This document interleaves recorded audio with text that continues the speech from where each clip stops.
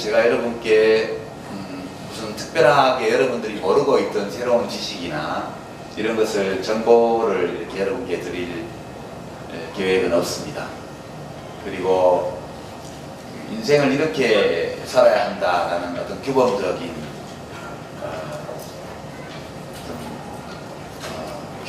명령이나 혹은 뭐 요령 또는 세상을 잘 살아가는 방법에 대한 노하우 이런 것들을 전수하려는 것도 아니고요.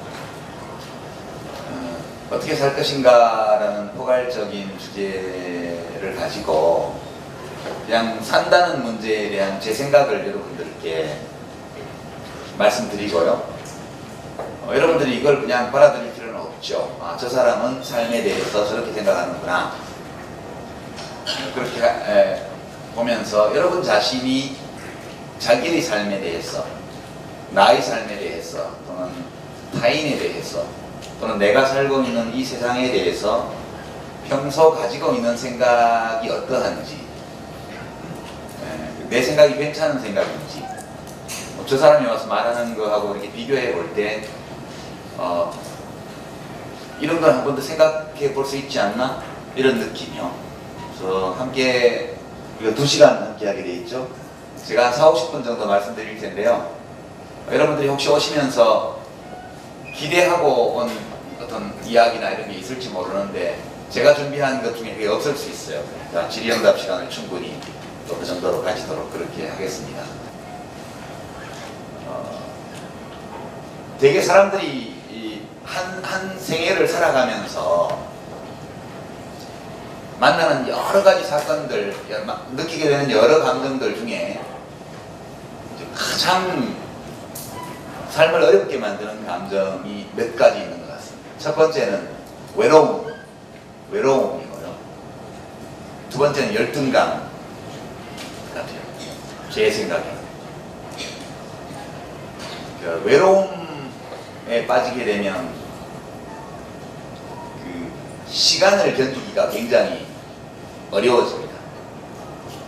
열등감에 빠지면 매일 날이 밝는 것이 또 겁이 나게 돼요. 우리는 살면서 온갖 좋은 감정, 좋지 않은 감정, 또 밝은 느낌, 어두운 느낌을 다 만나면서 살게 되는데 좋지 않은 부정적인 어두운 감정 중에서 최악으로 꼽는 2가지가 외로움과 열등감이 아닐까 저는 그렇게 생각합니다. 근데 과연 나는 잘 살고 있는가? 누구나 다 외로움도 느끼고 열등감도 느끼면서 살아가요. 또 다른 설레임, 기쁨, 즐거움 이런 것도 느끼면서 살아가고, 근데 내가 지금 잘 살고 있나? 또는 앞으로 잘 살아갈 수 있을까? 이런 의문이 들 때 그때 내가 잘 살고 있는지 아닌지를 판단할 수 있는 어떤 방법이 있는 것 같아요. 제 생각에는. 저는 제가 이제 2월 달에 정치를 그만두겠습니다 하고 좀 다르게 살고 싶습니다 이렇게 말씀을 드렸는데, 제가 그렇게 결심을 한 데에는 지금 말씀드리려고 하는 방법으로 확인을 해봤어요. 내가 지금 잘 살고 있나? 이렇게 계속 살아도 좋은가? 이런 거예요. 결론이 잘 살고 있지 못하다. 그리고 이렇게 계속 살면 안 될 것 같다. 그런 결론이 나서 정치를 그만하고 글 쓰는 일로 돌아와서 내가 살고 싶은 생활을 해야 되겠다. 그렇게 결심을 하게 됐습니다. 제가 이제 그런 결심을 할 때 어떤 방법으로 내가 잘 살고 있는지를 확인했는가 하면 이런 방식으로 했어요. 제가 사진을 오늘 여러 가지 준비해 봤는데요. 먼저 제 사진을 막 보여드릴게요.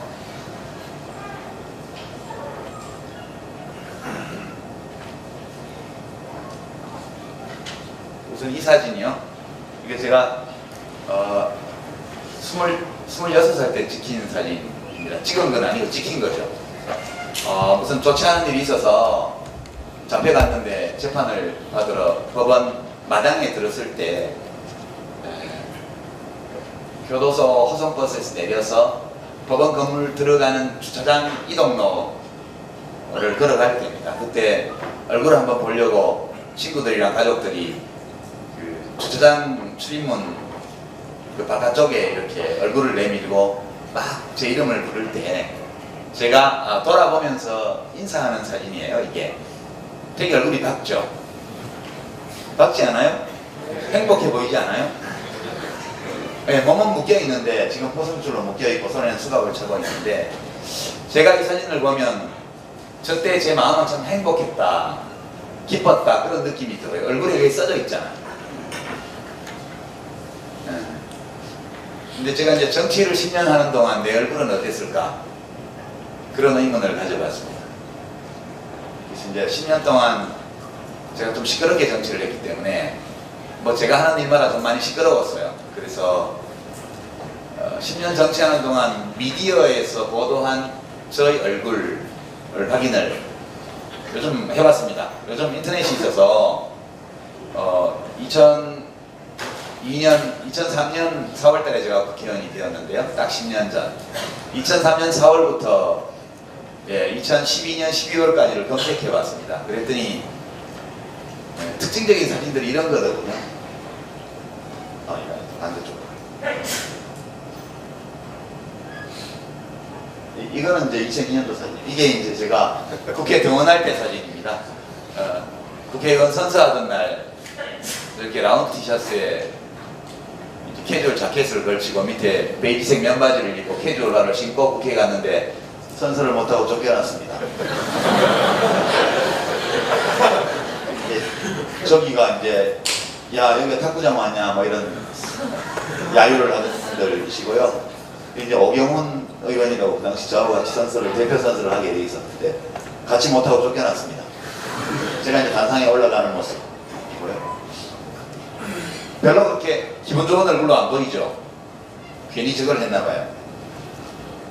이것은 제가 보건복지위원회 위원으로서 대정부 질의를 할 때 얼굴이고요. 이것은 그 당시 지금은 없어져 버린 열린우리당이라는 노무현 대통령 탄핵 후폭풍 속에서 152석을 얻어서 난독 과반수를 만들었던 그 당시 집권당 당 대표 선거에 출마했던 2005년도에 찍힌 사진입니다. 되게 사납죠. 이게 이제 노무현 대통령 연결식 때 찍힌 사진, 화면을 캡처한 겁니다. 그러면 통합진보당 작년에 비례대표 후보 경선 부정 사건이 일어나고 나서 공동대표단 회의를 할 때 할 말도 없고 너무 민망해서 눈치껏 갖고 있는 때의 장면. 되게 이런 사진들이 대부분이더라고요. 물론 그 중에는 활짝 웃거나 이런 게 없는 것은 아니지만 제가 제 얼굴을 미디어에 비친 제 자신의 얼굴을 쭉 찾아보니까 되게 그 얼굴에서 나타난 어떤 감정이 분노, 답답함, 짜증, 슬픔 이런 거더라고요. 이런 얼굴로 살아가도 되나? 그런 생각이 들었습니다. 여러분들 거울 보시죠? 내가 잘 살고 있는가를 보려면 거울을 보는 것만으로는 부족해요. 거울은 아침에 우리가 보통 세수하러 들어갈 때 욕실에서 거울을 보고 또는 뭐 저녁에 씻을 때 욕실에서 보고 여학생의 경우에는 늘 꼼꼼하게 외모를 관리해야 되기 때문에 수시로 거울을 보면서 뭐 립글로스를 바르거나 뭐 눈화장을 고치거나 파운데이션을 바르거나 수시로 거울을 보기도 하죠. 그런 얼굴 말고요. 그냥 평소의 내 얼굴. 그거는 거울에 안 비치고 스스로 생각해보면 눈앞에 그려볼 수 있어요. 내가 어떤 얼굴로 오늘 하루를 살았나. 또는 어떤 얼굴로 최근 열흘을 살았나. 이런 것들을 여러분들이 눈 속에서 그려볼 수가 있을 거예요. 스스로. 근데 얼굴이라는 거는 되게 중요합니다. 옛날에 성평등 의식이 부족할 때 생긴 속담이에요. 남자는 40이 되면 자기 얼굴에 책임을 져야 된다. 그런 말이 있었어요. 그것은 이제 성평등 의식이 부족할 때 얘기고, 현대식으로 젖자리 고치면 사람은 40이 넘으면 자기 얼굴에 책임을 져야 된다. 이렇게 바꿀 수 있겠죠? 근데 왜 40인지는 모르겠어요. 제가 보기에는 20살만 되어도 자기 얼굴에 책임을 져야 된다. 그렇게 생각합니다. 이 말이 가지는 의미를 한번 생각해 보면, 얼굴은 마음의 표현이거든요. 이제 여러분들이 아마 알고 계신 제일 좋은 기업은, 제일 가고 싶은 기업 청년들이 삼성그룹 회사던데요. 여론조사를 보니까 삼성그룹의 창업자가 지금 이건희 회장의 부친인 이병철 회장이 창업자입니다. 이병철 회장이 이 삼성그룹을 만들어 나가던 초기에는 기업이 지금처럼 크지 않았어요. 그러니까 제일제당, 제일모직 이런 작은 소비재, 설탕이나 옷감 이런 걸 만드는 소비재를 만드는 기업 몇 개가 고작이었죠. 그 당시에는. 그리고 70년대 중반에 전자산업으로 진출하면서 오늘날의 삼성그룹의 모태가 만들어집니다. 물론 제일제당이나 이런 데 설탕 이런 걸로 엄청난 독점 이윤을 누린 그 돈을 가지고 전자산업으로 진출을 했죠. 그때 아직 삼성그룹이 작은 기업이던 시절, 이병철 회장이 신입사원 면접시험을 볼 때 옆에 누구를 앉혀놓고 면접시험을 봤다는 얘기 유명합니다. 어떤 사람을 앉혀놨냐? 관상 보는 사람을 앉혀놓고 신입사원을 뽑았다는 거예요. 그래서 이제 한간에는 도대체 왜 관상 보는 사람을 거기다가 앉혀놓고 사람을 뽑았을까? 뭐 때문에 하필이면 관상 보는 사람이냐? 소문으로는 특히 이제 이병철 회장이나 삼성그룹에 대해서 비판적인 의식을 가진 분들은 워낙 불법적인 일을 많이 하면서 기업 경영을 했기 때문에 배신하지 않을 사람을 고르려고 그랬다. 그런 해석이 널리 퍼져 있죠. 근데 저는 꼭 그런 것은 아니라고 생각해요. 제가 지금처럼 삼성그룹이 뭐 1년에 막 숫자를 엄청 뽑으면 회장님이 직접 면접을 볼 수 없겠죠. 그러나 그렇지 않고 직접 기업 경영자로서 내가 면접하는 사람을 뽑는다면 저도 얼굴을 볼 것 같아요. 제가 관상 전문가는 아니지만. 근데 뭐 때문에 얼굴을 보냐? 잘생겼냐? 못생겼냐?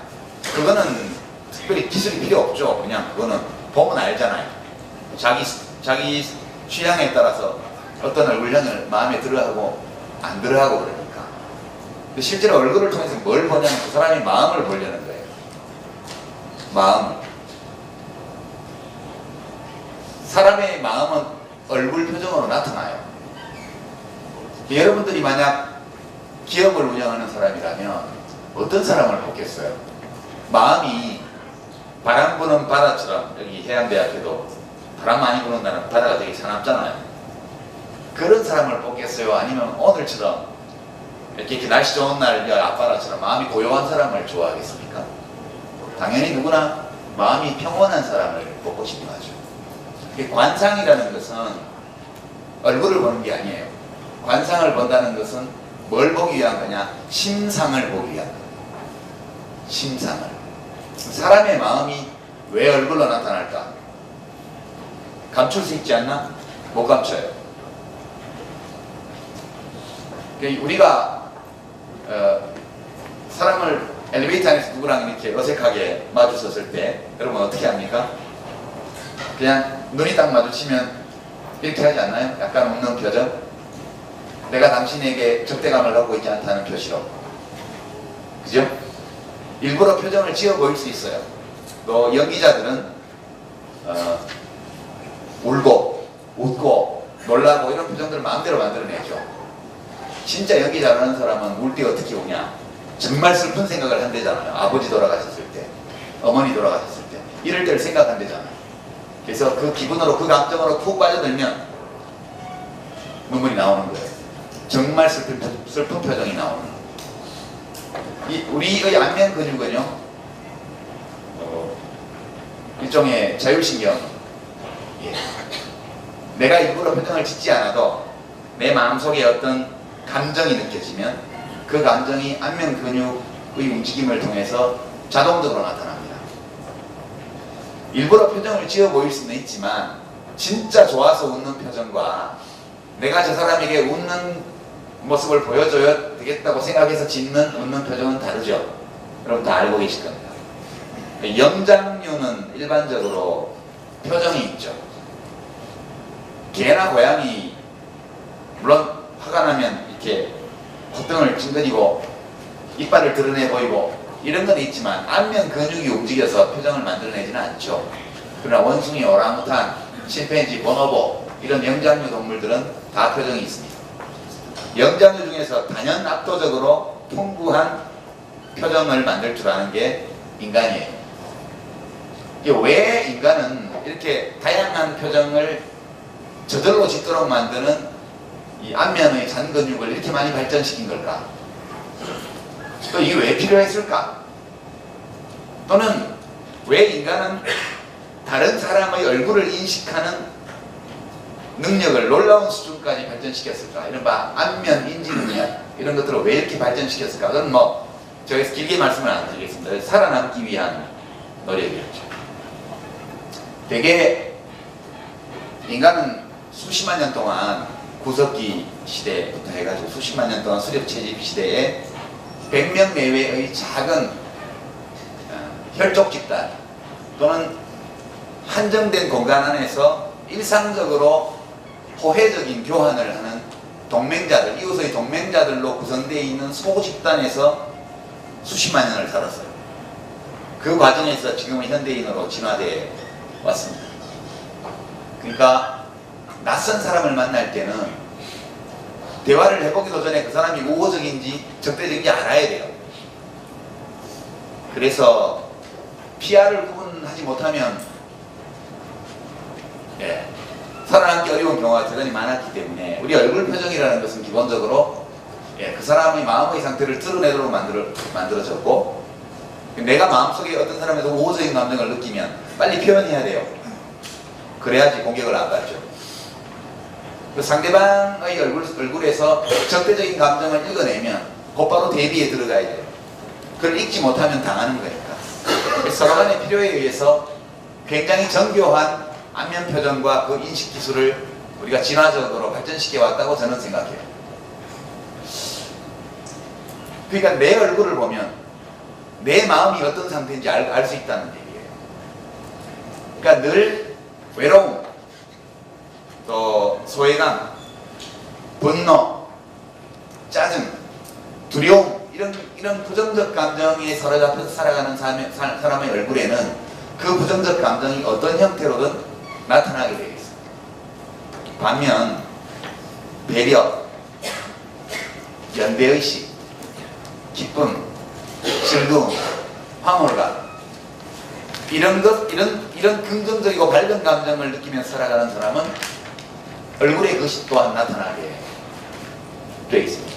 내가 잘 살고 있는지를 또는 이대로 계속 살아가도 좋을지를 판단할 때 어떤 논리로 판단할 수도 있고 어떤 경험을 가지고 판단할 수도 있겠으나 종합적으로 내 자신이 나의 삶을 가장 잘 판단할 수 있는 길은 내 얼굴을 보는 거예요. 그래서 이제 인간이 살면서 그런 아주 긍정적인 감정, 행복한 감정에 사로잡혔을 때 어떤 얼굴을 하게 되는가를 함께 좀 볼게요.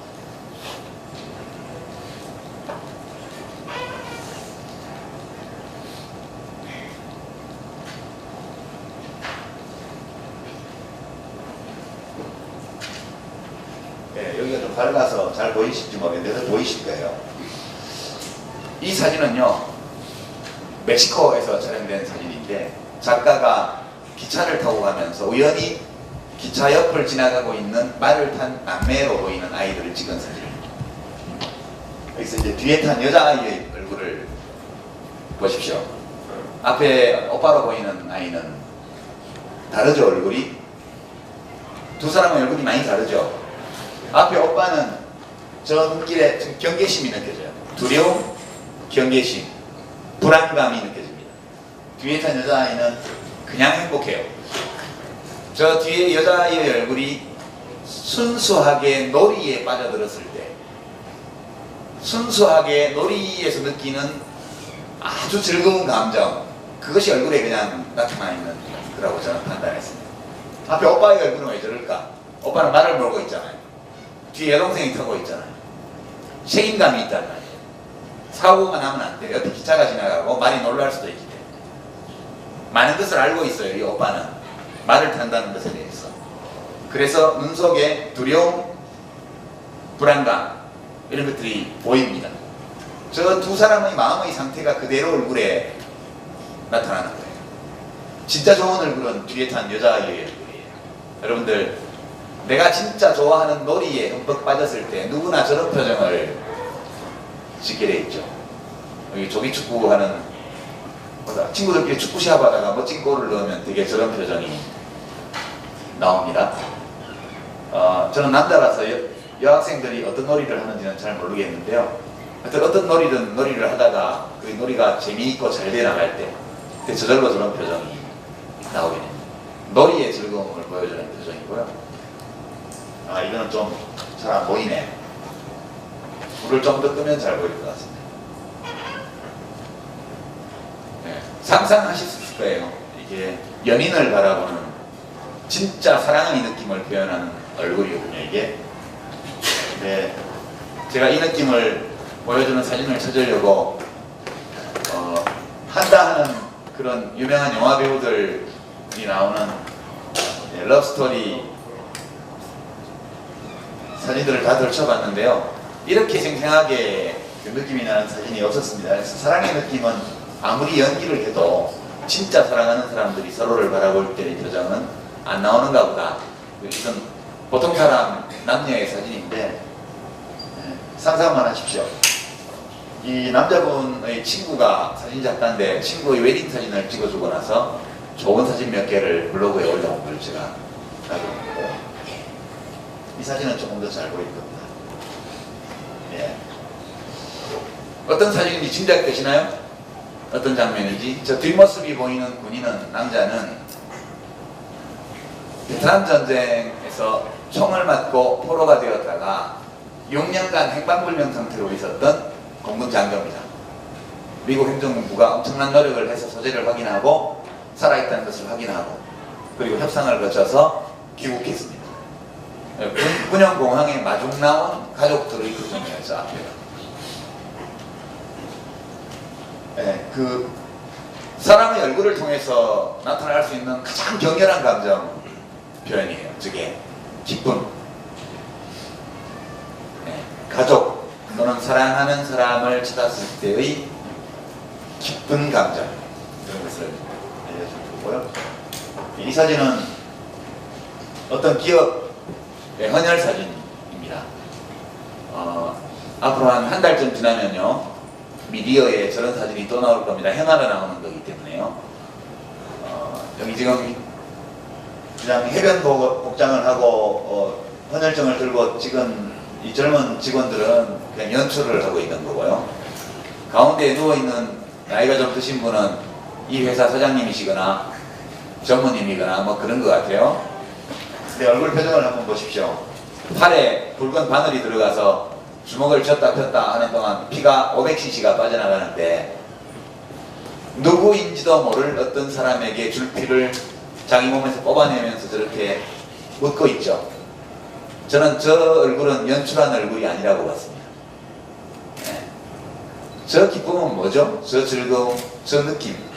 그것은 나와 전혀 상관없는 어떤 다른 사람의 복지에 대해서 진지한 관심을 가지고 그런 타인의 복지를 위해서 내가 가진 소중한 어떤 것을 자발적으로 내놓을 때 느끼는 기쁨이 되겠습니다. 자원봉사를 해보시거나 이런 분들은 아실 거예요. 네. 그냥 학교에서 뭐 요청해서 의무적으로 하는 거 말고요. 진짜 자기가 하고 싶어서 결심해서 하는 자원봉사를 해본 분들은 그 자원봉사를 했을 때 느끼는 기분을 아실 거예요. 저는 이것을 연대의 기쁨이라고 말합니다. 지금 우리가 넉 장의 사진을 봤는데요. 첫 번째 본 것은 놀이의 즐거움을 보여주는 표정이고요. 두 번째와 세 번째는 사랑의 기쁨이에요. 사랑의 기쁨. 그 사랑의 대상이 첫 번째는, 두 번째 것은 연인이었고 세 번째 것은 가족이었어요. 이 네 번째 본 사진은 연대의 기쁨을 말해주는 거예요. 되게 우리가 살면서 기쁨을 느끼는 건 이런 거예요. 근데 하나가 빠졌죠. 여러분들에게 제일 중요한 거. 물론 이 세 가지도 아주 중요하지만 20대 초반인 여러분들에게 가장 중요한 게 하나 남았어요. 그걸 한번 보겠습니다.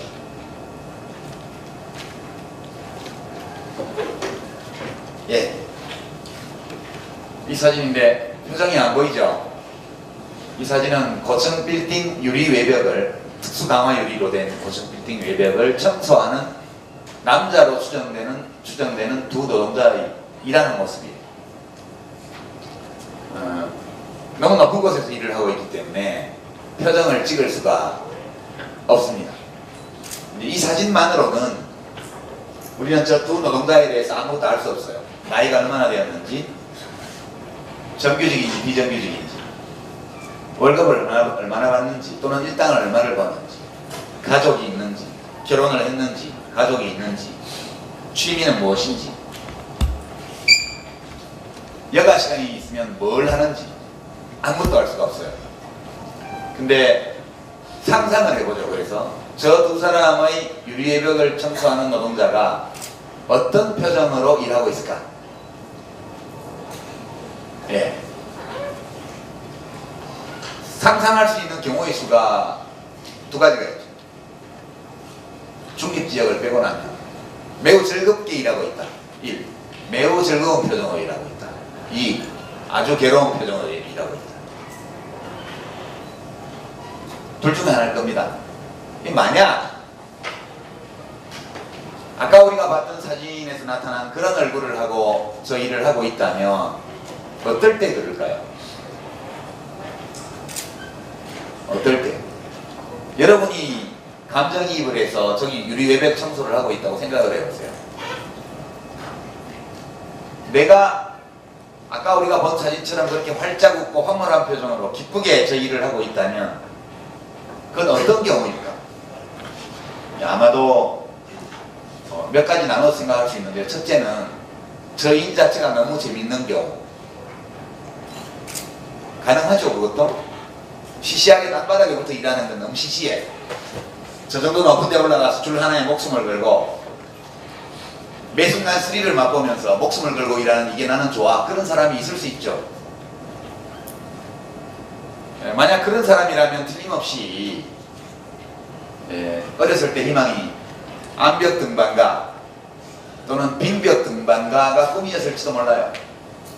근데 저기 뭐 알프스에 가서 무슨 아이거 북벽을 탄다든가 히말라야에 가서 무슨 얼어붙은 폭포를 오른다든가 이런 건 돈이 엄청 들잖아요. 그래서 그걸 하고 싶은데 그 꿈을 이루지 못했어. 그 대신 서울에 있는 엄청난 수십 층짜리 고층 빌딩에 매달려서 유리 외벽을 타고 내리면서 그 기쁨을 맛본다. 상상할 수 있습니다. 특별한 경우에. 그런 경우에 이 일이 매우 즐거울 거예요. 그러면 즐거운 표정을 지을 수 있죠. 두 번째 가능성은 이 일은 그렇게 즐거운 일이 아니에요. 나한테 별로 즐거운 일이 아니에요. 할 만은 하지만. 그런데 일 자체가 굉장히 즐거운 것은 아니지만 저 일은 다른 노동에 비해서 좀 위험한 일이어서 일당이 좀 셉니다. 일당이. 이 일 자체는 힘이 들고 위험하고 그리고 그닥 즐겁지는 않으나 내가 여기서 번 돈으로 뭘 하지? 라고 생각할 때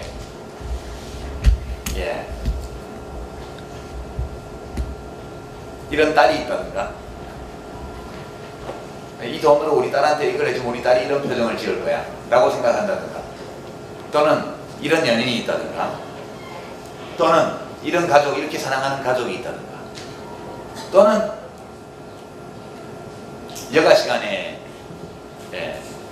여기서 번 돈의 일부를 들어서 뭔가 내가 다른 사람을 위해서 뭔가를 해주는 거에 즐거움을 느끼거나 이런 이유들 때문에 이 일 자체가 즐겁지는 않지만 그래도 할만한 거야. 그렇게 생각하면 이 일을 웃으면서 할 수 있을 것 같아요. 근데 그렇지 못한 경우라면 이 사람은 어떤 사람일까 하면, 첫째, 이 일이 나한테 즐거운 일은 아니다. 둘째, 사랑하는 사람도 없다. 즐기는 놀이도 별로 모르겠다. 그리고 남을 위해서 이걸 쓰는 기쁨도 나는 모른다. 그냥 다른 일을 하면 좋겠지만 할 수가 없었어. 이거밖에 없어서 그냥 한다. 이렇게 되면 이 일이 매우 괴로울 거라고 생각해요. 제가 의도적으로 사진을 이렇게 보여드렸는데요. 되게 우리 삶은 뭘로 채워지냐 하면 일, 첫 번째가 일. 우리는 깨있는 시간의 절반 이상을 일에 써요. 여러분들 대학을 졸업하고 사회에 나가시게 되면 사업을 하든 창업을 하든 직장 생활을 하든 간에 눈 떠 있는 시간의 4분의 2 정도를 일과 관련돼서 보내게 돼 있어요. 만약 일 그 자체가 나에게 즐거운 일인 경우라면 그것은 그 사람이 눈을 떠 있는 시간의 반 이상이 행복하다는 뜻이에요. 만약 그 일이 나에게 매우 괴로운 것이라면 그럼 눈 떠 있는 시간의 절반 이상이 이미 괴로운 거예요. 이 이야기는 이제 20대 초반 중반에 있는 여러분에게는 평생 동안 즐겁게 할 수 있는 일을 찾는 것이 의미 있고 행복한 삶을 찾아나가는데 기본이 된다, 그런 뜻입니다. 그것만으로 다는 아니죠. 누군가를 사랑하고 사랑을 받아야 돼요. 우리 삶의 두 번째 은연은 사랑이에요.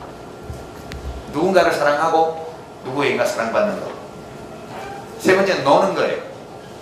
노는 것. 뭐 요즘 잘 놀아야 일도 잘한다 이렇게 얘기하는데, 그러면 일 안 하면 놀지 말아야 돼요? 물론 잘 놀면 일도 잘할 수 있겠지만 노는 것 그 자체가 너무너무 좋은 거예요. 그리고 마지막으로 하나가 연대입니다. 연대.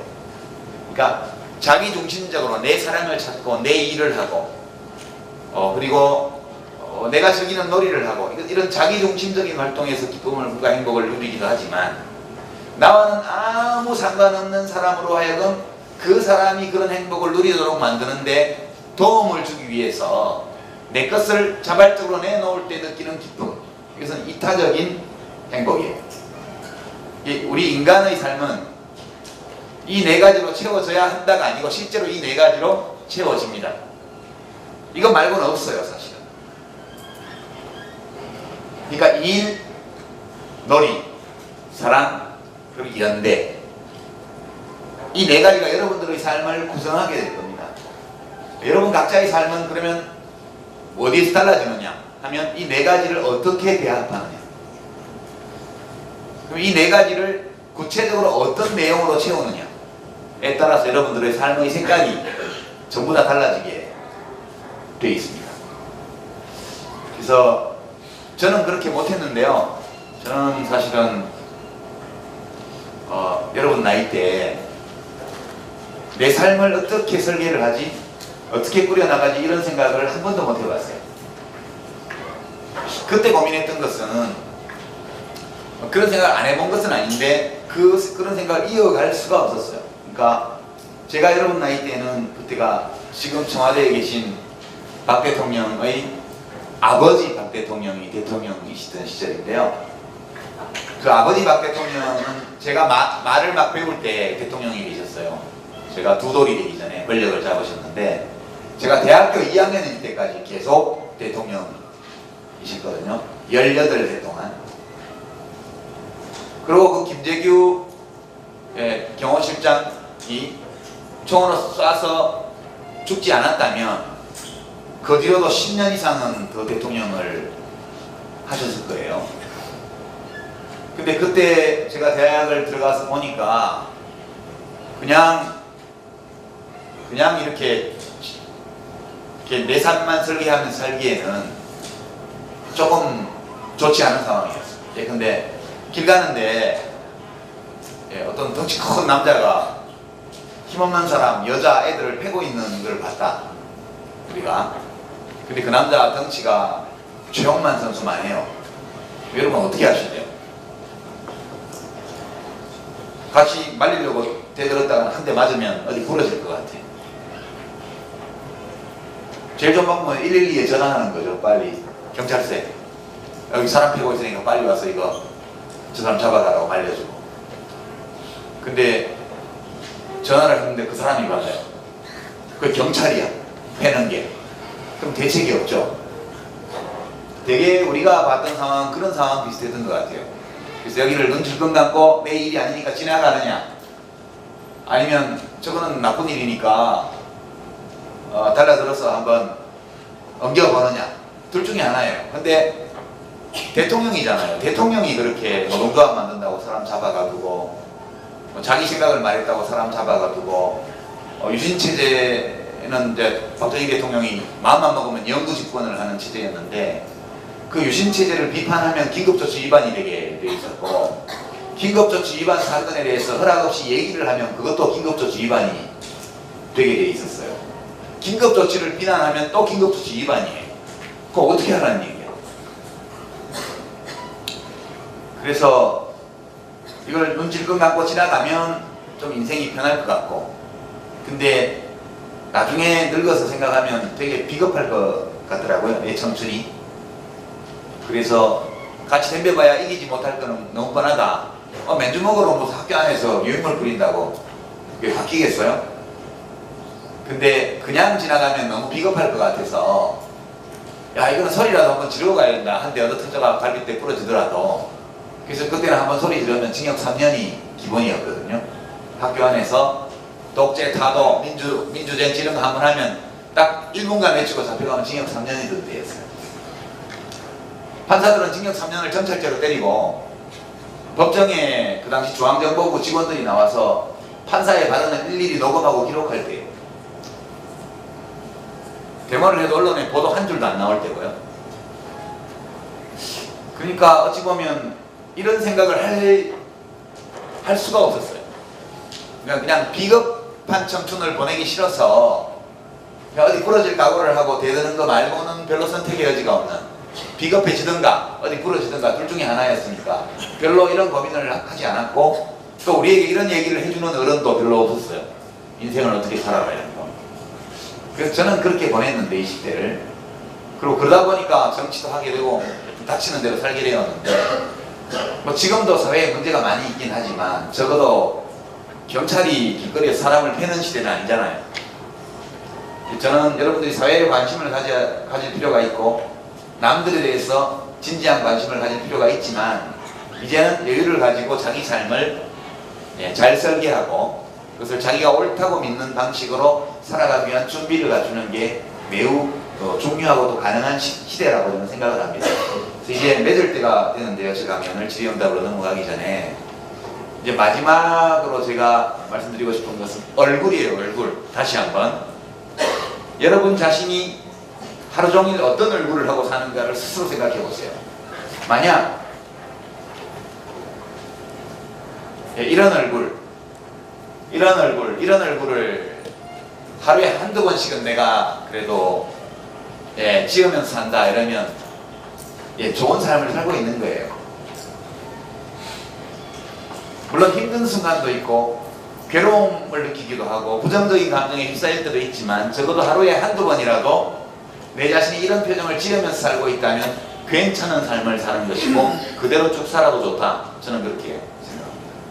그러나 돌아볼 때 지난 일주일간 한 번이라도 저런 표정을 내가 지었는지 잘 모르겠다, 기억이 안 난다 이러면 약간 위험한 상태라고 봐야 돼요. 그대의 삶은 위기에 처해 있을 수도 있습니다.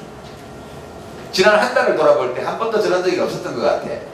그러면 계속 그렇게 살면 안 되는 상황이죠. 뭔가를 바꿔야 돼요. 그래서 여러분들의 얼굴을 이제는 20살이 넘어서 내 삶에 대한 중요한 의사결정을 내 자신이 해야 되는 시기에 왔기 때문에 자기 얼굴에서 나타나는 감정, 자기 얼굴 표정이 타인에게 전달하는 감정에 대해서 여러분 자신이 책임을 져야 될 나이가 되었다. 그렇게 생각합니다. 그래서 그런 얼굴을 하고 살기 위해서는 제일 중요한 것이 내가 나에게 즐거운 일을 찾는 거예요. 나에게 즐거운 일. 부모님의 기대, 사회의 시선, 사람들의 통념 이런 것은 고려 대상이지만 그닥 중요한 것은 아니다. 저는 그렇게 말씀드립니다. 진짜 내가 원하는 거, 그게 뭔지 모르겠다. 그게 제일 위험한 거예요. 예, 그걸 찾아야 된다. 그리고 그 일을 잘 하기 위한 준비를 해야 돼요. 예. 여러분 스펙 쌓느라고 요즘 청년들이 바쁘대는데요. 스펙은 필요하죠. 왜 필요하냐? 스펙은 기능을, 이 사람이 어떤 기능을 갖고 있는지를 나타내는 거잖아요. 뭐 토익 점수나 토플 점수나 이런 거요, 테스트 점수 이런 거는 이 사람이 기능적으로 영어 구사를 얼마나 하는가를 말해주는 인덱스예요. 그거에 불과하죠. 진짜 스펙이라는 거는 내가 진짜로 하고 싶은 일, 그 일이 나에게 즐거운 어떤 일, 그 일을 적어도 남들만큼은 잘하면서 살아야 열등감이라는 부정적인 감정을 벗어날 수 있기 때문에 그 일을 잘하는 데 필요한 여러 기능을 익히는 거예요. 목수가 되려는 사람은 톱이나 대패 사용법을 알아야죠. 그렇죠? 톱질 대패질을 잘 못하면 아무리 목수일이 즐거워도 그 사람은 목수일을 제대로 할 수가 없어요.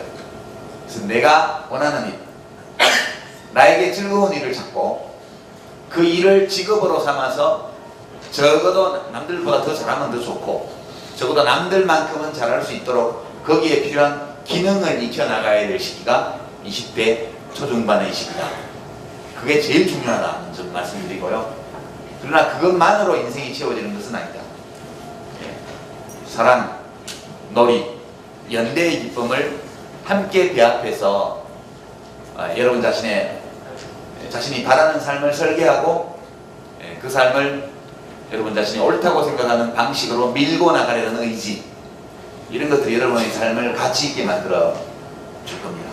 스스로 선택하고 설계하고 결정한 삶을 살지 못한다면 아무리 돈이 많고 아무리 높은 지위에 가고 아무리 이름이 널리 알려져도 그 삶은 의미 있는 삶, 성공하는 삶은 아니다. 그렇게 생각합니다. 여러분들 뭐 우리나라 최고 부잣집 손자가 부러우세요 혹시? 부러우세요? 최근에 언론 보도를 보면 어느 국제중학교에 이건희 회장이 우리나라 제일 부자잖아요. 그 아드님이 이재용 사장인가요? 뭐 30대 나이에 벌써 사장이 됐는데 대한민국 제일 부자의 아들이잖아요. 아버지 세상 떠나시면 자기가 제일 부자 될 거 아니에요. 그 아들이 지금 중학교를 들어갔잖아요. 아빠가 이혼해서 할아버지라고 해서 사회적 배려 대상으로 넣었어요. 그것까지는 뭐 그럴 수 있다고 저는 생각해요. 근데 딴의 성적을 깎아내려서 순위를 바꿔서 입학했다가 지금 자퇴한 거 아닙니까?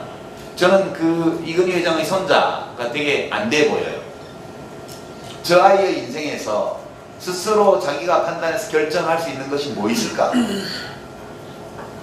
대한민국 최고 부자의 손자이기 때문에 좋은 집에 살고 좋은 차를 타고 명품 옷을 입고 남들이 못 가는 학교를 다니고 외국 유학을 가고 젊은 나이에 회사에 임원이 되고 또 유산을 엄청나게 물려가고 다 그럴 거예요. 그것이 행복은 아니죠.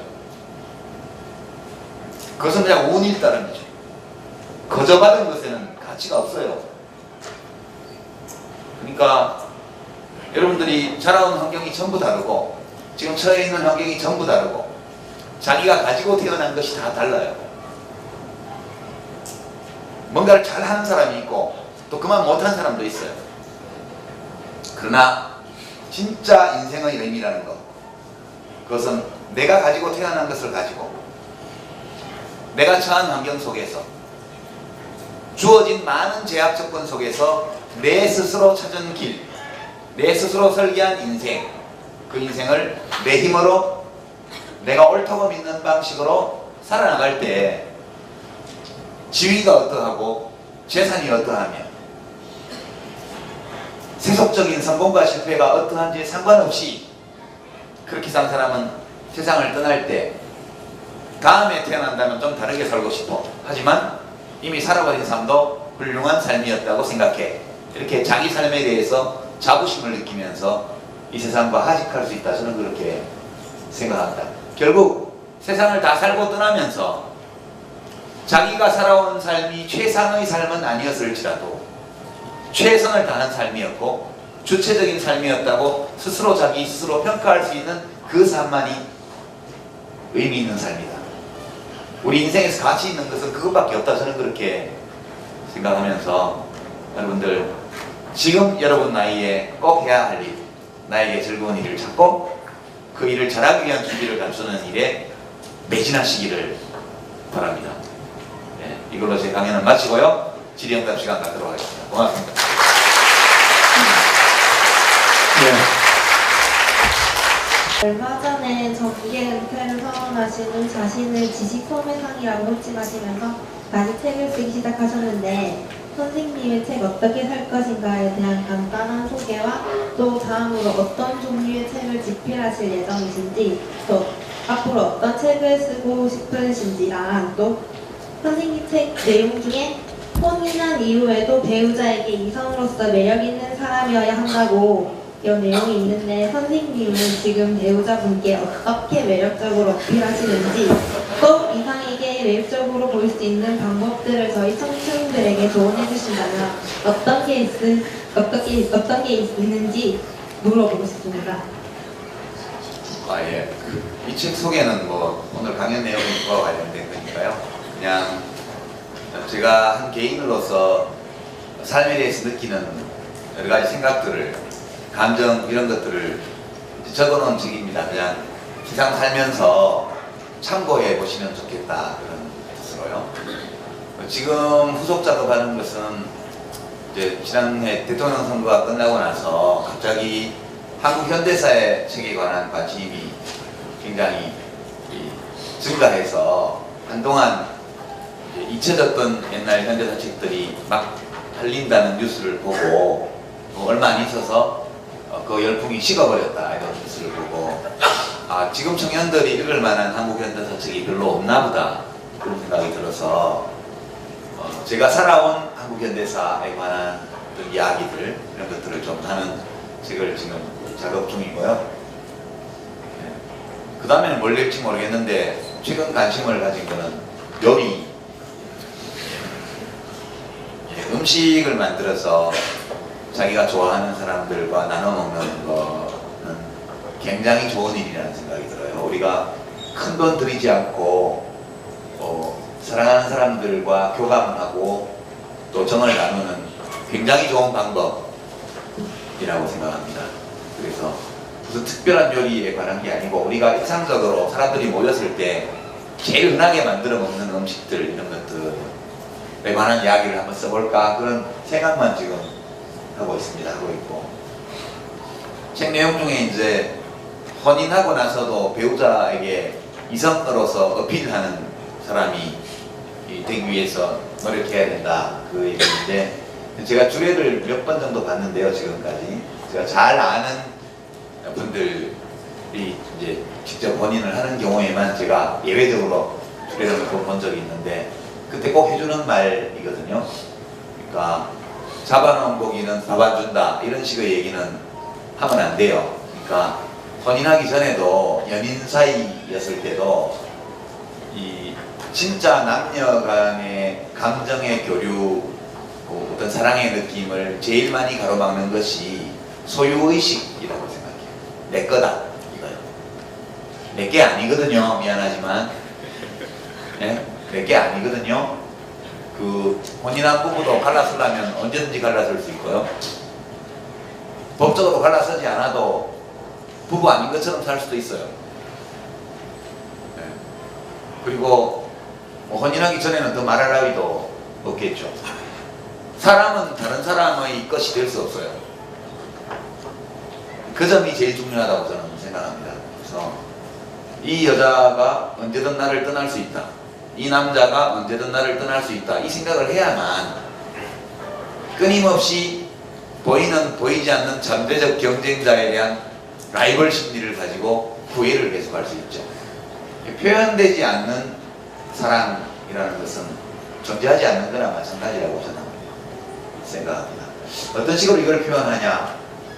좀 약간 좀 사생활이라 그렇긴 한데요. 그래도 정치하는 동안에는 그런 거를 참 생활이 굉장히 불안정해서 최근에는 영화관에도 자주 다니고요. 예, 그리고 맛있는 거 사주면 다 좋아해요. 예, 그런 아주 작은 이벤트들 같은 거죠. 하는 거 하고 특히 이제 아이들, 중학교 1학년짜리 아들이 아직 있기 때문에 이제 가족들끼리 보내는 시간이 혼인한 사람들에게는 매우 중요한 것 같습니다. 뭐 큰 게 아니고요. 아주 작은 것들이 중요한 것 같고, 혼인하기 전인 연인들 사이에서도 저도 뭐 연애 박사는 아니지만 제일 중요한 것은 존중 같아요. 존중이고, 두 번째는 이 사람이 나를 항상 생각하고 있다는 거, 그걸 확인하는 게 매우 중요한 것 같아요. 그래서 큰 이벤트보다는 어떤 사랑의 느낌이 왔을 때 그것을 다양한 방식으로 그때그때 잘 표현하는 거예요. 내가 자기를 얼마나 사랑하는지 모른단 말이야? 이런 멍청한 말을 하면 안 돼요. 그거는 표현을 안 하면 모르는 거예요. 그래서 저는 표현이 매우 중요하다. 어떤 형식으로. 그런 정도 생각을 가지고 살고 있습니다. 안녕하십니까. 저는 해사업학부 문정입니다. 먼저 좋은 말씀 감사드립니다. 강의 시작하시면서 사실 가장 와닿는 단어 중에 외로움이랑 열등감이라는 단어가 가장 많이 와닿았습니다. 그 중에서도 열등감이라는 감정은 상대방이랑 자신을 비교하지 않는다면 벗어날 수 있는 감정이라고 생각합니다. 그런데 외로움이라는 감정은 자신이 즐거운 일을 찾는 과정에서도 준비하는 과정에서도 불가피한 감정이라고 생각합니다. 요즘들 머릿속에 화두로 잡고 있는 게 머리가 시키는 삶인가 아니면 가슴이 시키는 삶인가입니다. 그러면서 요즘 생각이 드는 거는 결국 자신의 꿈이란 머리가 시켜서 가슴이 두근거리는 게 아닌가라는 것이었습니다. 그런데 가슴의 외로움이 채워지려면 사람을 만나고 소통하는 데서 채워지는 게 아닌가라는 생각에 스스로도 어떤 삶이 제게 진정 원하는 삶인지 답을 내리기가 어렵습니다. 머리로 생각하면 지금 목표를 이루기 위해서 혼자 앉아서 뜻한 바를 매진해야 되는데 때로는 외로움이라는 감옥에 갇혀서 앞을 나아가기 어려울 때가 많습니다. 이럴 때는 외로움을 견디면서 머리가 시키는 삶을 따르는 것이 맞는가요? 아니면 가슴이 채워지는, 외로움이 채워지는 소통하는 삶이 제가 진짜 원하고 즐거워하는 삶인지 그 답이 땀을 좀. 네, 이 질문을 예측했던 건 아닌데 마침 적절한 사진이 있어서요. 좀 앞에 글을 한번 끄보시죠. 이 외로움, 고독에 대해서인데 이게 진짜 이제 우리 삶에서 아주 극복하기 어려운 문제입니다. 이제 질문 형식은 이거냐 저거냐 이렇게 물으셨는데요. 혼자 있다고 고독한 건 아니거든요. 혼자 있다고 외로운 것도 아니에요. 또 사람들 속에 둘러싸여 있다고 외롭지 않은 것도 아니에요. 진짜 이 외로움이라는 감정은 좀 다른 차원의 문제라는 생각이 들어서 이 사진을 먼저 보시면 특별한 느낌이 있어요? 여러분? 동물의 왕국에서 노상 나오는 장면이잖아요. 이 포식자가 있고 피식자가 있고, 그죠? 산양떼 중에서 부모하고 떼어져서 무리해서 혼자 이제 소외된 어린 양이 지금 공격 대상이 되어 있고, 저렇게 잡아먹어야 집 하나 펴보면 살죠. 이것이 자연의 먹이사슬의 일부라는 거 다 알고 있습니다. 이 사진을 보면 생존 경쟁, 먹이사슬, 포식자, 피식자, 육식동물, 초식동물 이런 단어들이 그냥 떠오를 거예요. 별다른 느낌을 주지 않습니다. 근데 똑같은 사진을 다른 것 하나 보여드리죠. 이 사진, 아무 사진 설명 없이 10초 동안만 이 사진이 주는 느낌을 한번 여러분 마음에 담아보시죠. 뒤에서 있는 건 독수리입니다. 앞에는 흑인 여자아이가 지금 굶주림과 갈증에 지쳐서 죽어가고 있는 장면이에요. 그냥 어떤 느낌이 드는지 어떤 생각이 드는지 잠시 동안만 한번 마음속에 담아보십시오. 이렇게 그냥 객관적으로 과학적으로 얘기를 하면 앞의 사진이나 이 사진이랑 똑같아요. 포식자와 비식자가 있습니다. 독수리는 죽은 고기만 먹으니까요. 죽기를 기다리고 있는 거예요. 먹이 사슬이고요. 모든 것이 동일해요. 근데 이 사진은 앞의 것과는 전혀 다른 느낌으로 우리한테 다가옵니다. 이 사진은 1990년대에요. 아프리카 수단에서 내전이 벌어져서 부족 간에 또 서로 다른 무장 집단 간의 엄청난 학살과 약탈, 방화, 살인, 강간 이런 것들이 벌어질 당시에 어떤 사진 기자가 국제 구호단체와 함께 수단 지역에 들어가서 우연히 본 장면을 찍은 사진입니다. 여러분들 이 사진을 보시면 특별한 느낌이 드는 것은 다른 무엇보다도 저기 앞에 죽어가고 있는 건 사람이기 때문이죠. 사람이요. 저 아이가 지금 느끼고 있는 두려움, 또 목마름, 굶주림, 이렇게 느껴지시죠? 이 사진을 보는 것만으로 감정이입이 돼요. 저 아이가 느꼈을 그런 감정들이 전해져 와요, 우리한테. 우리는 그걸 느낄 수 있는 능력을 가지고 있는 존재들이기 때문에 그렇죠. 그리고 이제 잠시 생각을 해보면 여러 가지 화가 나요. 우선 의문이, 부모는 어떻게 됐을까? 죽었을까? 죽었겠죠. 왜 내전이 벌어진 거지? 인간이란 어떤 존재야?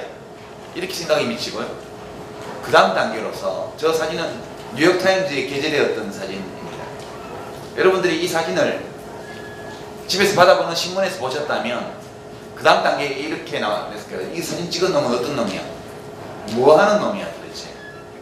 저 상황에서 사진이나 찍고 있단 말이야. 그럼 이 사진을 실은 신문사는 또 뭐 하는 놈들이야? 엄청 화가 나서 사진 밑에 댓글을 달든가, 더 열받아서 전화를 해서 신문사에 하든가, 이메일을 보내든가 그랬을지도 몰라요. 실제 상황이거든요. 이 사진이 뉴욕타임즈에 게재되고 나서 엄청난 비난이 신문사와 작가, 편집진에게 쏟아집니다. 그 분노는 아주 정당한 분노죠. 그 사람들이 1차적으로 관심을 가진 것은 저 아이가 어떻게 되었냐는 거예요. 어떻게 됐을까, 저 아이가. 그리고 저 상황에서는 아이를 구해야지 왜 사진을 찍고 있어? 이런 겁니다. 제가 지금 이 외로움에 관한 문제를 얘기를 하려고 이 사진 얘기를 꺼냈는데요. 그로부터 1년 후에 사진작가는 자살합니다. 30대 초반의 젊은 남자였는데요. 물론 이 사진으로 인한 논란 때문에만 자살한 것은 아니고 다른 개인적인 어려움이 겹쳐서 고민하던 끝에 스스로 자살을 하게 되죠. 사람들이 느꼈던 이 분노는 굉장히 자연스러운 감정인데, 그러면 그 분노에 정당한 근거가 있었느냐? 그건 아니에요. 그러면 사실은 어떻게 된 걸까? 사실은 이 작가는 국제구호단체의 구호소에서 멀리 떨어진 지역에 어떤 일이 벌어지고 있는지를 알고 싶었어요. 그래서 위험을 무릅쓰고 구호소에서 멀리 떨어진 지역을 탐사하러 나갔습니다. 그러던 중에 우연히 이 장면을 보게 되죠. 빨리 사진을 찍었어요. 그리고 가서 독수리를 쫓아냅니다. 여러분이라도 그랬을 거예요. 가서 돌을 집어 던지고 막 이렇게 해서 독수리를 내쫓습니다. 저 아이를 구하지는 못해요. 왜냐하면 여기는 구호소에서 너무 멀리 떨어진 곳이기 때문에 아이를 구하려면 안고 가야 되는데, 구호단체 활동가들과 기자들에게 내려진 행동 강령 중에 제일 중요한 것이 난민들과 직접 신체 접촉을 하지 말라. 왜냐하면 온갖 전염병이 돌고 있기 때문에. 그래서 이 기자는 이 아이를 안아주지 못합니다. 구하지 못했죠, 결국은. 그리고 이제 돌아와서 지인들에게, 친구들한테 많이 울면서 얘기합니다. 이 아이를 안아주지 못한 것을 후회하면서 굉장히 많이 울었다고 그래요. 이것이 이제 팩트입니다. 근데 뉴욕타임즈는 왜 싫었을까? 뉴욕타임즈는 수단에서 벌어지고 있는 참상을 알리고 싶었죠. 그래서 언론의 기능이라고 봤기 때문에. 그래서 국제사회의 관심을 촉구하고 구호 활동에 더 많은 재정 지원이 이루어지기를 원했기 때문에 그 사진을 실었어요. 근데 이제 결국 작가의 비극적 죽음으로 끝난 이 소란에서 누가 잘못한 사람이 있었느냐? 잘못한 사람은 아무도 없죠. 작가는 작가로서 이 프로답게 했고요. 뉴욕타임즈는 언론사의 그런 철학에 따라서 사진을 게재했고요. 퓰리처상 위원회는 그 정신을 높이 사서 퓰리처상을 줬고요. 독자들은 엄청난 분노에, 정당한 분노에 사로잡혀서 항의 전화를 했습니다. 누구도 어떤 나쁜 의도를 갖고 있었거나 느끼지 말았어야 될 부당한 감정을 느끼고 한 것은 아니에요. 모든 사람이 우리 인간으로서 정상적인 행동을 한 겁니다. 그런데 소통은 실패했죠. 소통은 완벽하게 실패했습니다. 이 작가가 그때 느꼈을 외로움, 고독함, 서운함, 이걸 한번 상상해 보세요. 누구의 잘못도 없지만 소통은 실패했거든요. 제가 이 말씀을 드리는 이유는 대개 우리가 외로움을 느낄 때 언제냐 하면 타인과 교감, 소통이 안 될 때 외로움을 느껴요. 그렇죠? 왠지 내가 없으면 친구들끼리 모여서 나를 뒷담화가는 것 같은 느낌이 들 때, 또 사람들은 다 자기들끼리 잘 지내는데 나만 잘 섞이지 못하는 그런 느낌을 가질 때, 또는 내 의도는 그게 아니었는데 사람들이 나를 자꾸 오해할 때, 한번 오해가 생겨서 풀어보려고 노력하면 노력할수록 더 꼬일 때, 그럴 때가 있죠. 여러분들은 아직 학생이지만 사회에 나가게 되면 직장에서 우리 과장님은 나는 좋은 뜻으로 했는데 맨날 꼬투리만 잡아서 야단을 쳐부터 시작해서, 왜 사람들은 나를 있는 그대로 보고 나의 동기를 있는 그대로 봐주고 나를 이해해주지 않고 자꾸 나쁜 쪽으로 해석을 할까? 오해할까? 이런 상황에 거의 다 예외 없이 직면하게 됩니다. 그때 외로움이 가중되죠. 혼자 있다는 것은 아무것도 아니에요. 혼자 있는 시간이 필요합니다. 외로움이라는 것은 그 자체가 나쁜 감정은 아니에요. 그러나 그 외로움이 주는 나쁜 어떤 측면을 상쇄하는 다른 즐거움, 이런 것들이 없을 때, 균형이 무너지면 이 외로움, 고독이라는 것은 마음의 병으로 연결되는 무서운 감정이 되는 겁니다. 되게 외로움을 느낄 때는 그 외로움의 이면에 타인에 대한 서운함, 타인과의 단절감을 느껴요. 그리고 나를 있는 그대로 봐주고 이해하려고 해주지 않는 세상에 대한 원망으로 비치고요. 자기 자신이 쓸데없는 존재처럼 느껴지게 돼요. 그래서 이 외로움이 깊어지면 우울증으로 연결되고요. 우울증이 깊어지면 자기 삶의 가치나 의미에 대한 부정적인 인식이 생기고, 그래서 혹심한 마음의 고통을 겪은 끝에 자살을 하기도 합니다. 실제 우리 국민 6명 중에 1명은요 자살을 생각해 봤어요. 통계를 보면. 우리나라에서는 10만 명 중에서요 해마다 35명이 자살을 해요. 1인당 국민소득이 $1,000도 안 되던 시절에는 그것이 7명이 지나지 않았는데 지금은 그래서 4배가 넘는 숫자가 자살을 합니다. 거의 권위주의 독재가 판을 치고 학교에는 폭력이 병행하고 군대에서 맞아 죽어도 진실이 다 은폐되고 이러던 시절이에요. 그때가. 그렇게 힘든 시절에도 사람들은 많이 자살하지 않았어요. 근데 훨씬 풍요로워지고 훨씬 많은 자유와 민주주의를 누리고 훨씬 더 즐길 거리가 많고 이렇게 된 마당에 지금 사람들은 그때보다 4배나 더 많이 자살을 합니다. 이제 이 원인은 사회경제적 환경에도 문제가 있겠으나 그 사회적 환경을 대하는 우리들의 마음에 문제가 있기 때문에 그렇게 되는 거죠. 이 사례를 보시면 위로가 될 거예요. 소통에 실패하고 타인과 교감하지 못해서 내가 외로움을 느낄 때 잘못이 나에게 있는 것은 아니다, 그런 뜻이에요. 꼭 잘못이 나에게만 있는 것은 아니다. 또는 남에게도 잘못이 없는 경우가 있다. 누구의 잘못도 아니지만 소통에 실패하기도 한다. 그러나 때로는 누구의 잘못이 있을 때도 있겠죠. 일단 소통에 실패하고 타인과 교감하지 못하는 것이 꼭 나의 잘못만은 아니라는 사실을 그것을 생각해야 된다고 봐요. 또한 그럴 때 타인이 나에 대해서 나쁜 의도 또는 악한 감정을 지니고 있어서 그렇게 되는 것만도 아니라는 생각을 할 필요가 있어요. 위로가 될 겁니다. 원래요 소통은 어려운 거예요. 우리는 보통 소통이 잘 되는 것을 정상적인 상황으로 보고 그것이 안 되면 이상한 상황, 잘못된 상황으로 간주합니다. 저는 이 판단이 잘못되었다고 봐요. 원래 소통은 안 되는 게 정상이에요. 일부라도 소통이 되면 그것이 기적이에요. 여러분들은 다 개성을 가지고 있는 독립된 인격체들인데 나가 있는 그대로 봐주고 그대로 이해하고 그대로 존중하고 거기서 더 얹어서 나를 사랑해 주기까지 하는 사람이 있느냐 이렇게 물어보세요. 자기 자신에게.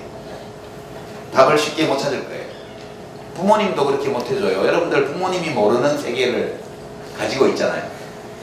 부모님이 가지고 계신 세계와 여러분의 세계 사이에는 교집합도 넓게 있지만 서로 엇갈리는 다른 부분들도 있는 거예요.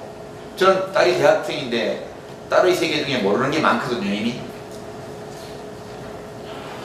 그렇습니다. 우리 아들이 중학교 1학년인데 벌써 모르는 게 생겨요. 부모도 나를 완벽하게 있는 그대로 이해하고 알고 이해하고 존중하고 사랑해 주지 못해요. 여러분 자식이 그렇게 할 수 있을 것 같아요? 여러분이 부모님을 그렇게 해주고 있다면 가능하겠죠. 여러분도 부모님에 대해서 완벽하게 부모님을 이해하고 소통하면서 있는 그대로 존중하고 사랑하나요? 그렇지 않잖아요. 우리 아버지는 이게 문제야. 우리 엄마 왜 그런지 몰라. 다 하잖아요. 여러분들이 그렇게 하는 만큼 여러분 자녀들도 나중에 생기면 그렇게 할 거예요. 연인이 그렇게 해줄까요? 초등학교 동창생 친구가요? 또는 혼녀 배우자가? 절대 그렇게 못해요. 나를 있는 그대로 완벽하게 알고 이해하고 존중하고 사랑해주는 사람이 한 명도 없는 게 정상이에요. 근데 누군가가 그걸 해주잖아요. 완벽하다고까지는 못해도 그래서 상당히 어느 정도 나를 그렇게 해준다. 이런 사람이 한두 명이라도 있으면 굉장히 행복한 거예요. 이게 어떤 자유와 관련된 문제인데요. 제가 한 3월 달쯤에 페이스북에 어떤 시를 하나 올렸었습니다. 그게 그 50년대에 활동했었던 김수용이라는 시인이 썼던 김일성 만세라는 시였습니다. 그 시가 혹시나 오해하실까봐 다른 분들한테 말씀드리면 그 진짜 김일성의 어떤 만세를 김일성이 뭐 추앙하고 이런 게 아니라 김일성 만세도 외칠 수 있어야만이 진정한 민주주의다라는 의미의 시였습니다. 근데 그 시를 올리자마자 거의 하루 안에 엄청나게 그러니까 댓글은 안 달리는데 저한테 전화가 오더라고요. 이거 큰일 났다고, 뭐 기무사에서 연락 온다고 달리는 분들이 그렇게 막 연락이 와서 겁이 나가지고 급하게 또 내렸던 적이 있었습니다. 그게 상처가 남았었는데요. 그게 그 이후에 최근에 그 광주 민주화 운동에 대해서 일부에서부터 시작해서 얼마 전 지난주에 백분 토론 때 변희재 대표가 광주 사태라고 했던 내용들까지. 근데 그런 부분을 지금 그때의 경험을 생각을 해보면 제가 김일성 만세라는 말조차도 할 수 있어야 된다고 생각했던 것처럼 광주 사태나 광주 폭동이나 광주 민주화 운동도 만약에 그게 정치적인 색깔이나 어떤 불순한 의도가 없이 순수하게 어떤 역사적인 고찰이라면 검토가 다시 한번 될 수도 있다고 생각을 합니다. 근데 그게 사실 아직까지 약간 몇 가지 걸리는 부분이 있어서 그런데 그 부분에 대해서 조금 말씀을 좀 해주시면 감사하겠습니다. 예, 표현의 자유에 관한 질문으로 제가 알아들었습니다. 김세영 시인이 그 시를 쓰신 것도 그 김일성이 훌륭하다고 해서 만세를 부른 게 아니고 김일성이 훌륭하다는 생각을 하는 사람이 그 생각을 표현할 수 있도록 허용할 때 우리가 진짜 북한과는 다른 좋은 세상이 된다 그런 취지로 쓰신 거로 저는 이해를 합니다. 근데 이제 이 표현의 자유 문제에 관해서 여러 가지 오해가 있는 것 같아요. 우선 터무니없는 주장을 허용하면 안 된다 이런 견해가 있죠. 그것은 저는 옳지 못한 생각이라고 봐요. 원래 표현의 자유라는 것은 사회 구성원의 대다수가 터무니없다고 생각하는 그런 견해에게 주어지기 위해서 있는 거예요. 사회의 대다수가 옳다고 생각하는 견해에 대해서는 특별히 표현의 자유를 강조할 이유가 없어요. 다수가 좋아하는 견해이기 때문에 그걸 제약할 수 있는 사람이 아무도 없다고요. 원래부터 자유라는 관념은 국가 권력과 개인의 관계에서 국가가 개인에게 가하는 억압과 이 제약 이런 것들을 풀어헤치기 위해서 만들어진 개념이에요. 자유라는 것은 다수에 대한 소수의 자유를 말하는 거예요. 언제나 집단에 대한 개인의 자유를 말하는 거예요. 그러니까 진짜 자유가 보장된 사회라는 것은 사회 구성원 대다수가 터무니없다고 생각하는, 판단하는 그런 견해까지도 형성하고 표현할 수 있는 자유, 그게 표현의 자유예요. 그러니까 그 김세영 시인이 이 점을 정확하게 이해를 하셨던 분인데요. 지금 여기 해양대학교 병원 앞에서 누가 김정은 장군님 만세 외친다고 생각해봐요. 사람들이 여러분 뭐라 그러겠어요? 되게 아마 지나가면서 별 미친놈 다 있네 이러고 지나갈 거 아니에요. 저는 그건 놔둬도 된다고 봐요. 그 사람 생각을 말하는 건데 우리 사회 국민 대부분이 터무니없다고 판단하는 견해예요. 네. 그런 터무니없다고 생각하는 견해까지 자유가 주어질 때 만인에게 자유가 보장되는 거예요. 그렇게 저는 생각하고요. 아울러서 일배, 근데 변희재 씨가 나는 광주 사태라고 말하는 게 옳다고 본다. 오케이. 저는 변희재 씨가 그렇게 생각한다는 점을 받아들일게요. 받아들여요. 오케이. 당신은 그렇게 생각하세요? 나는 그 광주 민주항쟁이라고 생각해요. 그건 서로 견해의 차이예요. 그죠? 그냥 견해의 차이입니다. 그 광주 민중항쟁을 국가적으로는 5.18 민주화운동이라고 부르기로 했고 국회에서의 법률을 통해서 일단 사회적 합의가 형성된 걸 우리는 받아들이죠. 그러나 그와는 다른 개인적인 견해는 얼마든지 말할 수 있어요. 저는 그래서 그걸 광주 민중항쟁이라고 얘기해요. 변희재 씨는 그걸 광주 사태라고 얘기한 게 맞다고 주장하는 거예요. 변희재 씨에게는 그런 주장을 할 자유가 있어요. 우리는 그 자유를 존중해 줘야 된다고 생각해요. 우리는 다만 토론할 수 있을 따름이죠. 그거에 대해서 어떻게 생각하면 그 사람 자유니까 그렇게 생각하고요.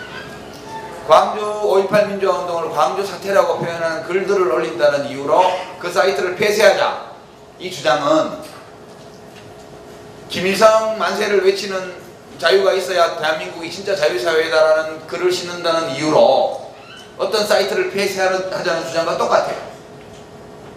저는 그렇게 생각합니다. 그러니까 저는 일베의 회원들에게도 표현의 자유를 제한 없이 줘야 된다고 생각해요. 왜냐하면 거기 올라오는 그런 홍언이 뭐니 하는 글들은 쓰레기예요. 이건 제 생각이에요. 저는 쓰레기라고 생각해요. 그분들은 홍어택배라고 말할 자유가 있고 저는 그 홍어택배라는 글을 쓰레기라고 말할 자유가 있어요. 나아가서 그런 글을 올린 사람들의 인격도 쓰레기라고 생각해요. 저는. 그런데 왜 그분들의 표현의 자유를 옹호하느냐? 그런 쓰레기 같은 인격을 가지고 쓰레기 같은 글을 쓰는 자들에게까지 표현의 자유가 완벽히 보장될 때 모든 선량한 시민들에게 완벽한 표현의 자유가 보장된다는 증거가 된다는 거예요. 이게 제 말이 아니고 메리 프린트라고 펜트하우스인가요?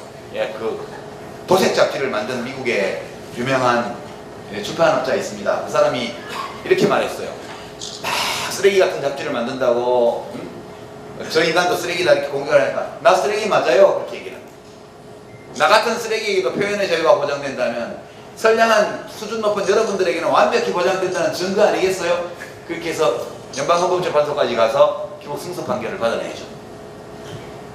도색 잡지까지도 헌법이 규정한 표현의 자유 영역에 들어가는 걸로 연방 대법원인가요? 거기서 인정을 한 겁니다. 그래서 그러니까 합법화 되는 과정을 거쳤죠. 물론 도색 잡지의 부작용이 있죠. 그러나 만약 우리가 난잡한 잡지를 금지해야 된다고 한다면 난잡한 잡지의 경계선이 어디냐는 문제가 생겨요. 우스개로 말해볼까요? 우리가 너무나 불건전한 주장을 하는 사이트는 폐쇄해야 된다 이렇게 주장할 수가 있죠. 좌든 우든. 이게 언어의 함정인데 우리는 언어로 사고하기 때문에 언어의 함정에 빠져요. 논리학적으로. 요즘 개콘에 벗겨진 남자가 가끔 등장하죠. 머리 없는 남자. 개그 콘서트 안 보세요? 벗겨진 남자가 나와요. 저 대머리. 대머리가 뭐죠? 머리카락이 없는 게 대머리예요. 그게 우리 언어적인 개념이에요. 머리카락이 없으면 대머리예요. 우리 머리카락이 보통 10만 개인데요. 머리카락이 한 올도 없어. 대머리죠? 대머리 맞죠? 머리카락이 한 개 있으면 어떡해요? 한 개 있으면 그래도 대머리예요. 2개 있으면요? 그것도 대머리 같아. 5천 개 있으면 10만 개인데 5천 개면 20분의 1밖에 안 돼. 그것도 대머리지. 10,000개 되면 어떤데요? 그럼 사람들이 슬슬 헷갈리기 시작해. 5만 개 있으면 대머리 아니야? 반이나 있는데 그럼 대머리라고 할 수 없어. 그렇게 얘기해. 그럼 그 5만 개의 머리카락이 앞에하고 위에만 빼고 뒤에하고 옆에로 몰려 있으면 어떤데? 그럼 대머리지. 이 대머리라는 이 개념이요. 이것이 확실해 보이지만 이렇게 확실하지 않아요. 경계선이 모호하다. 불건전함 있죠. 불건전하다는 것은 어떤 상태가 있어요. 우리가 생각하는 게 반사회적인 거 있어요. 그렇지만 그 모든 불건전해 보이는 주장들 중에서 금지 입을 막아버려야 될 것과 그렇지 않은 것의 경계선이 매우 모호한 거예요. 그래서 열어놔야 되는 거예요. 그러나 그 사이트에서 그 사람들의 표현의 자유, 그 사람들이 그런 방식으로 표현의 자유를 행사함으로써 누군가의 보호받아야 마땅할 자유와 권리가 부당하게 침해되었다면 그것은 처벌을 해야죠. 형사적인 처벌도 해야 되고요. 그 행위를 한 사람을 민사적으로 손해배상을 받을 수도 있고요. 그러니까 제 답은 일베 사이트는 놔둡시다. 그러나 그 사이트에서 그냥 의견을 말한 것이 아니라 누군가의 헌법과 법률에 의해서 보호받아 마땅한 특정한 법익을 부당한 방식으로 침해했을 때 그 피해를 본 사람들이 고발을 하고 또는 수사기관이 인지수사를 하고 또는 민사소송을 걸어서 철저하게 법을 응징해야 된다. 이것은 좌든 우든 어떤 주장이든 마찬가지예요. 이렇게 하는 것이 우리가 살고 있는 자유사회, 민주주의 국가의 기본 논리라는 것.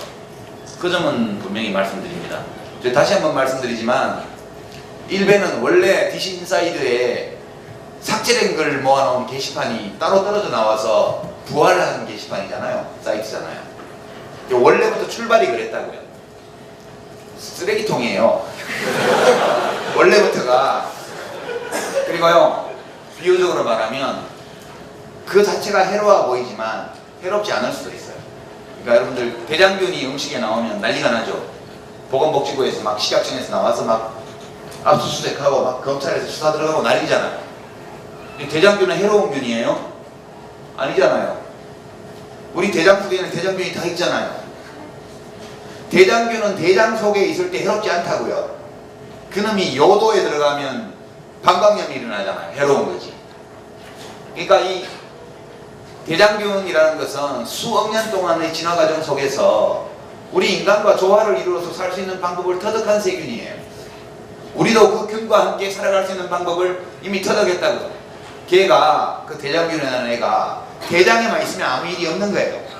일베가 일베로서 있으면 괜찮아요. 근데 그게 특정 정당으로 옮겨가거나 국가기관으로 번져가거나 이런 문제가 심각해지죠. 뿐만 아니라 자기 주장을 하는 건 괜찮은데 이 주장을 욕하는 놈은 다 내가 없애버릴 거야 라고 말하면서 가스통을 어깨에 메고 라이터를 켰다 껐다 하고 돌아다니기 시작한다. 그건 놔두면 안 되죠. 그러니까 자기의 견해를 타인에게 폭력적으로 강제하지만 않는다면 남의 비웃음을 사기 위해서 스스로 헛소리를 하는 것을 왜 말려야 돼요? 저는 그렇게 생각합니다. 답이 됐기를 바랍니다. 예. 네, 전 보건복지부 장관으로서 선생님께 꼭 드리고 싶은 질문입니다. 스웨덴 같은 경우 정권이 바뀌어도 일반적인 복지 정책이나 기조는 크게 바뀌지 않기 때문에 국민들이 세금을 내거나 정당을 선택할 때에도 안정성이 있어서 세금도 덜 달는 효과가 있는데 우리나라 같은 경우에는 정권이 바뀔 때마다 매번 복지 정책이 바뀌기 때문에 지속 가능한 복지 정책 부분에서 많이 부족해 보이는데 이에 대해서 어떻게 생각하시는지 물어보고 싶습니다. 이 생각에 동의를 안 해요. 우리나라의 복지 정책이 정권이 바뀔 때마다 오르락내리락 한다? 그건 무슨 사실과 맞지 않는 진단이라는 생각이 듭니다. 정권의 성격에 따라서 약간의 차이는 있지만 그리고 아직도 전체적으로 절대적으로 부족한 수준이긴 하지만 전체 국가 재정에서 복지 지출이 차지하는 비중은 지난 한 30년, 20년 동안 특히 민주화 이후에 1987년 이후에 한 25년 동안 지속적으로 증가해 왔다는 것이 이제 확인할 수 있는 객관적인 사실이고요. 이건 추세입니다. 같습니다. 추세. 왜냐하면 국가는 결국 많은 시민들의 욕구에 귀를 기울일 수밖에 없고, 많은 시민들이 어떤 것을 원하면 국가를 운영하는 사람 자신이 그걸 좋아하든 안 하든 일정 부분은 그걸로 움직여 갈 수밖에 없거든요. 그래서 보다 인간다운 삶, 또 보다 더 평등한 삶, 또 함께 잘 살아가는 삶에 대한 국민들의 욕구가 계속 증가해 왔기 때문에 우리 국가재정의 변화도 그 방향으로 움직여 온 것은 인정을 해야 된다, 저는 그렇게 생각합니다. 심지어 이명박 대통령 지하 5년 동안도 복지 예산이 줄어들지는 않았어요. 증가율이 좀 감소된 거죠. 이렇게 올라가던 게 이렇게 올라간 정도지 이렇게 떨어지지 않았다고. 그리고 이제 박근혜 대통령 정부 들어와서 초기 상황은 역시 이명박 정부 때보다는 좀 더 빠른 속도로 복지 예산이 증가하고 있는 추세를 지금 보이고 있는 게 사실입니다. 이 추세는 앞으로도 계속될 걸로 보이고요. 만약 향후 5년간 박근혜 정부에서 이루어질 어떤 정책들이 충분히 만족스럽지 않다면, 속도가 너무 느리다는 판단이 든다면 그 다음 정부나 그 다음 국회에서 이게 더 반영되는 쪽으로 가리라고 봅니다. 다만 저는 이제 스웨덴이나 노르웨이나 핀란드나 독일이나 이런 서유럽, 북유럽 국가의 복지 시스템과 비교해서 우리가 아직 부족하다는 점을 지적하는 것은 매우 이제 좋은 일이라고 저는 생각을 하는데요. 그거에 대해서 열등감을 가질 필요는 없다고 생각해요. 거기는 지상천국이고 여기는 생지옥처럼 그렇게 볼 건 아니라는 말씀이에요. 우리는 한국 사회는 대단히 빠른 속도로 모든 점에서 이 유럽 선진국들을 따라가고 있는 중이거든요. 지금 우리가 경제성장, 국민소득 이런 것도 매우 빠른 속도로 쫓아왔고요. 그 다음에 건강보험, 노후연금 뭐 이런 등등의 사회보험이나 복지제도도 굉장히 빠른 속도로 지금 따라가고 있는 중입니다. 그래서 우리가 출발이 늦었기 때문에 지금 매우 미흡한 것은 사실이지만, 그런 문화의 차이나 어떤 역사적 환경 차이를 무시해버리고, 저기 서유럽이나 북유럽은 정말 사람 살기 좋은 사람 세상이고, 여기는 신자유주의가 판치는 생지옥이다. 이거 저는 별로 옳은 진단은 아니라고 생각해요. 그리고 아마 우리가 이런 민주주의적인 정권교체, 역정권교체 이런 걸 겪고, 정권교체와 국가를 운영하는 정치 세력의 교체가 나의 삶에 어떤 변화를 몰고 오는가에 대한 경험적인 학습을 더 많이 하고 나면 이제 우리도 지금보다 훨씬 좋은 사회로 갈 수 있다, 저는 그렇게 믿고 있습니다. 이제 우리가 비판적인 시각에서 정부나 국가의 역할을 살펴보고 우리가 개선해야 될 점을 더 찾으려는 노력은 매우 좋은데, 저는 약간의 안타까움을 평소에 가지고 있는 게, 그전에 정치할 때는 그런 말씀 좀 못 드렸는데요. 왜 대한민국을 생지옥처럼 이야기하냐. 대한민국 상당히 괜찮은 나라거든요. 저는 그렇게 생각해요. 그리고 아직 문제가 많긴 하지만 매우 빠른 속도로 문제들을 개선해가고 있는 중이기 때문에 몇 가지 결정적인 하자들, 노동시장의 이 비정규직 문제라든가 어떤 청년 취업의 이 기회가 부족한 거나 이런 몇 가지 문제만 잘 해결을 하면 강군 할아버지가 이 땅에 터잡은 이래 이렇게 자유롭게 풍요롭게 이렇게 자기 원하는 대로 살 수 있던 시대가 언제 있었죠? 이렇게 평화로운 시대가 언제 있었습니까? 그러니까 우리가 더 좋은 것은 원하더라도 내가 가지고 있는 귀한 것의 가치는 그것대로 알고 인정하고 누리면서 가면 더 좋지 않을까, 그런 기우를 좀 말씀을 드리면서 대한민국 괜찮다, 그렇게 저는